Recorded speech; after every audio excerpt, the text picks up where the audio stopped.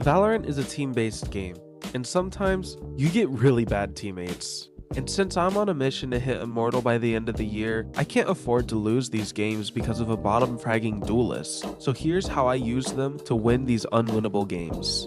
Now the first one that you'll encounter quite often is the Over-Aggressor. You know this guy, the duelist who entries all by themselves, and the player who takes every single fight, no matter how bad the odds are. They're constantly dying first, leaving your team in a 4v5. Your gut reaction is obviously to be frustrated at them, but I want you to see this as an opportunity to get a free kill.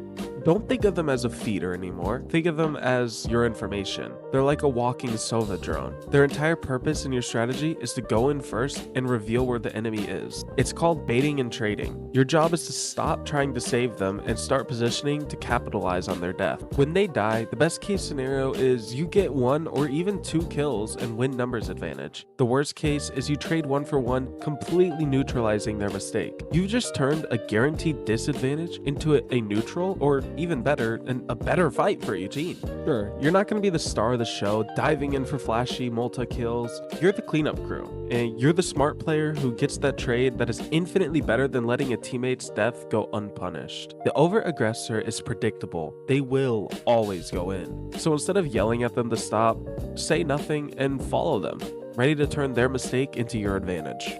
Now, there's something all Valorant games need, and that's comms. But sometimes you don't get them. You have 2 or 3 teammates that are just radio silent, never saying anything. Or even worse, they have all comms completely muted so they can't even hear your comms. You can't rely on their words, so you have to become a master of nonverbal cues and predictive plays. Your minimap is your best friend, and pings are your primary language. Watch them constantly. Where are they looking? What angle are they holding? If they start to rotate to a site, don't wait for a call.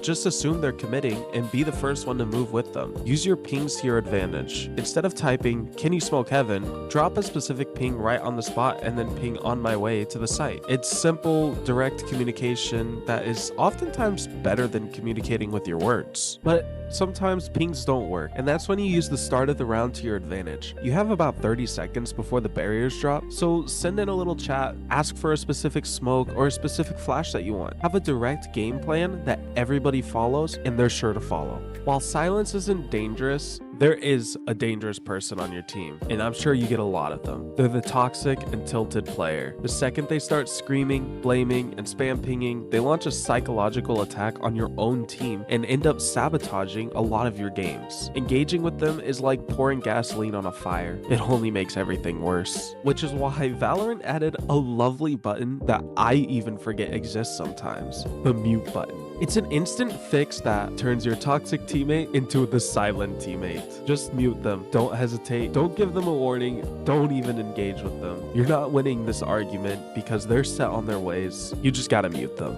Toxic behavior stresses you out, and it clouds your judgment and tanks your mechanical skill. It's been proven time and time again that a negative mindset directly wrecks your performance. You'll miss your shots that you'll normally hit, and you'll make calls based on anger, not logic. So make sure you mute them to protect your own game. And after you mute them, take a deep breath and refocus. Keep communicating with the rest of the team and make your callouts clear and positive. Congratulate your teammates on good plays, because everybody loves positive reinforcement and it lifts everybody's mood up. So if you have that toxic person on your team, do your best to be the uplifting person on your team and make everybody's moods just that little bit better. And with these 3 core principles, there's one thing that is always a constant. You are the adaptable constant. The enemy team has bad teammates too. Chances are they probably have someone who's not calming, and probably somebody who's being toxic. The difference between winning and losing is often the one player who can strategically adapt to the chaos of solo queue instead of being consumed by it. You have to stop seeing your team as the reason you lose and start seeing them as the puzzle that you need to solve to win. Your duelist aggression,